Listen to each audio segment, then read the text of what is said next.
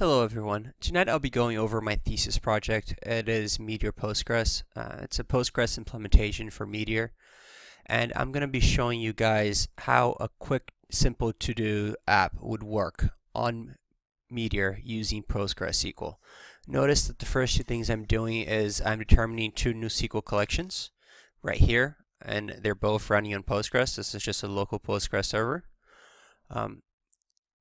The Meteor app has started, and here you see it. So I'm going to go ahead and just open it up so you guys can see the application working before we get started.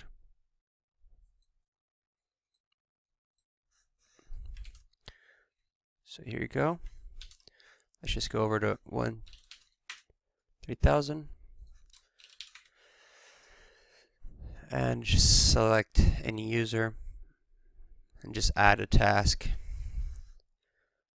Demo new application. Notice that I got added here immediately. If I just select Co, the applications get selected by Co. If I go to Paulo, the applications for Paulo get selected. Same thing for all. Same thing for all.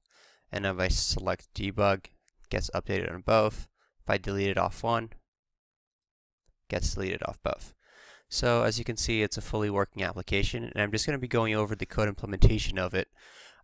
It's a little bit different from what you're probably used to by using Mongo, but we believe it's fairly close enough, and the SQL implementation of it allows you to use relational data, which could be an incredible asset to you. So again, this is how you get started. Tasks equals new SQL collection, task Postgres.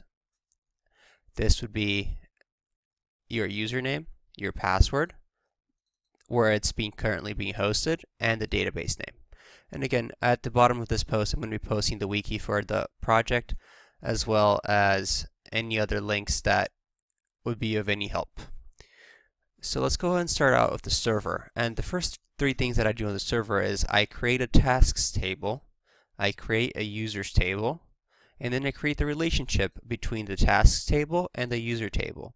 Notice that the task table has a text with a value of a string. It has a checked column with a value of Boolean. The default for the Boolean value is false, and you call .save in order to save this creating table item. Notice that also you can use joins, order by, limit, and you would just chain these in the order. You'd go select, join, order, .limit, and if you're trying to save something to the database, you'd call .save, and if you're trying to get data from the database, you'd call .fetch. You can also write your own SQL statements by simply calling, in this case, it would have been tasks.save, and you'd be able to put your own SQL statement in there, and it would run just fine. So it does take raw SQL insertions if you want. I do recommend not using those because your data would not be validated. In this process here, it is.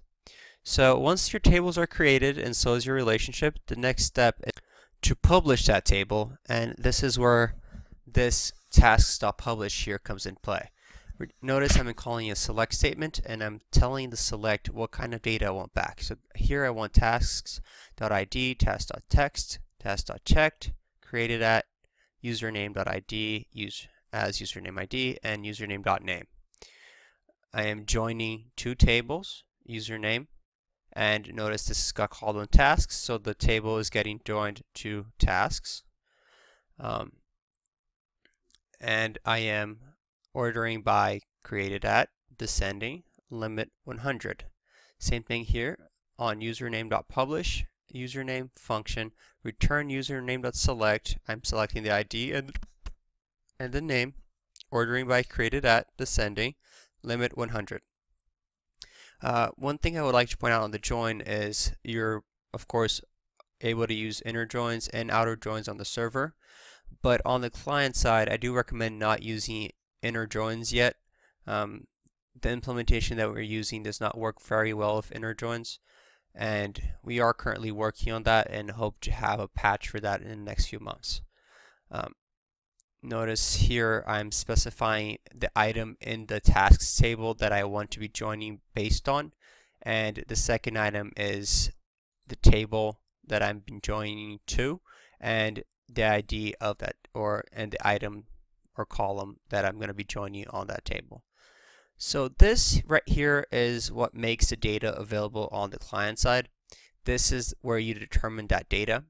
And once this data is determined, it cannot be changed while the server is running. So you do have to provide to the client all the data the client's going to need to have access to on both these tables. Right now I am showing you this join mostly so you can see how it works. In the current implementation of this join is actually not necessary because I'm doing a join on the client side as well. But I will show you also how you can use this join and not have to do a join on the client side. Again, notice because I'm using this join, I would not need this username in that case, but since I'm also doing a join on the client side, the username is being provided as well. So now let's go ahead and take a look at the client. And as you expect, it starts with meteor.isClient. Here's a definition of the table for a client.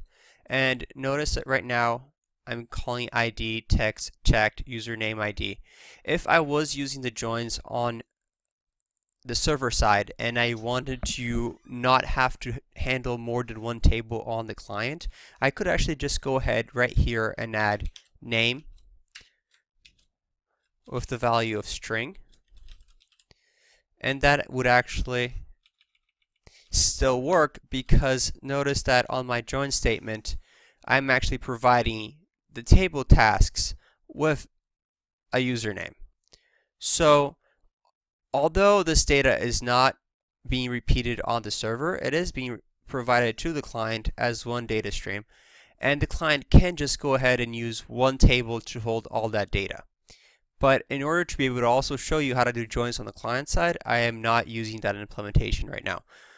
If this was what you were doing, you would also have to add on the insert item right here under tasks.insert, you would have to add the data that's actually currently not being handled on the server but is being handled on the client implementation of that table. So in this case, it'll be the item name.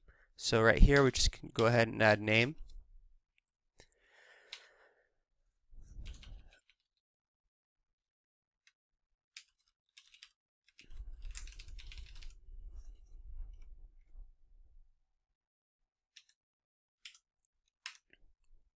And that's it.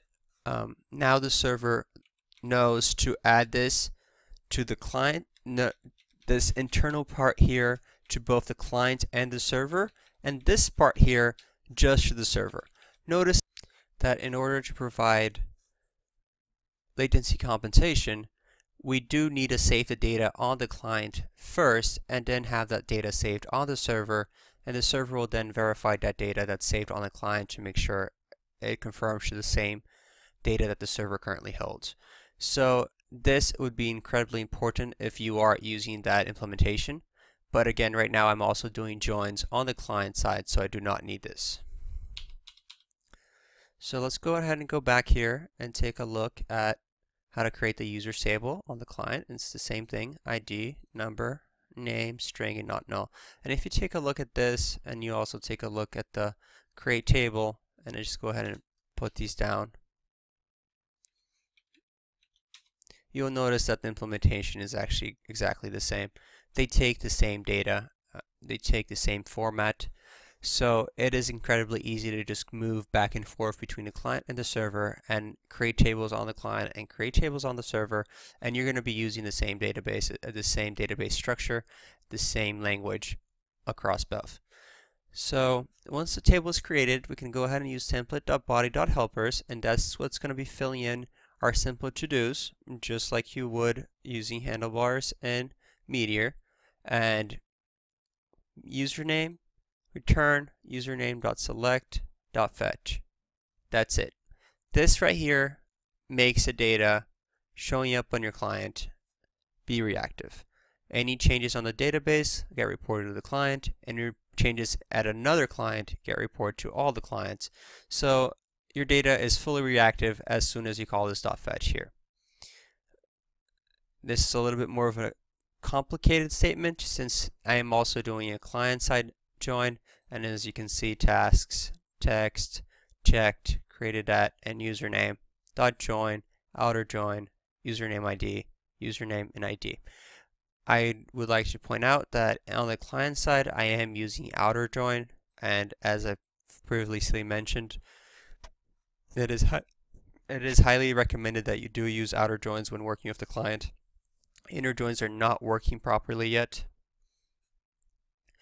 One other thing I would like to mention is, although unique does work very well on the server, it does not work on the client side properly yet. So please be aware that when implementing items on the database on the client, the unique constraint will not work very well, and you are going to have to depend on the database on the server side, which is running Postgres, to properly handle your unique constraints.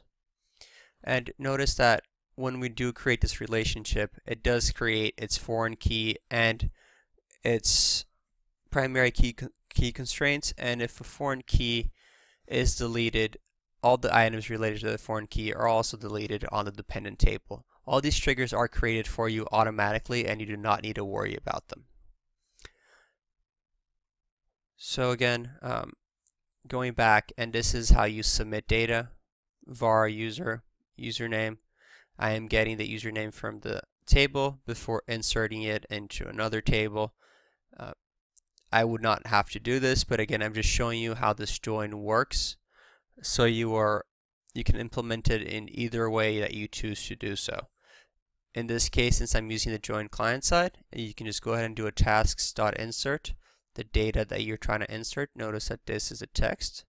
I'm inserting a value that's a default of false, and the username ID I'm getting from the users table.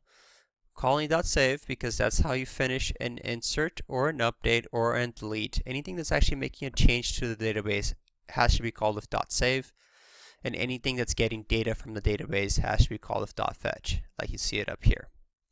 Once that's done, you can go ahead and return the data and submit. If I'm submitting a new user, there you go. And then if I'm updating a user, it's the same process. Tasks.update ID new value, where this right here is where your data is getting cleaned. This data that's inserted in the where statement, the same thing with the data that's inserted in this insert statement, that data is validated before it's inserted into your database. And here is a delete. Tasks.remove.where ID matches this.id. Again, calling .save. Even though you're not actually saving a delete statement on the database, you're still calling .save because the delete statement does cause there to be a change to the database.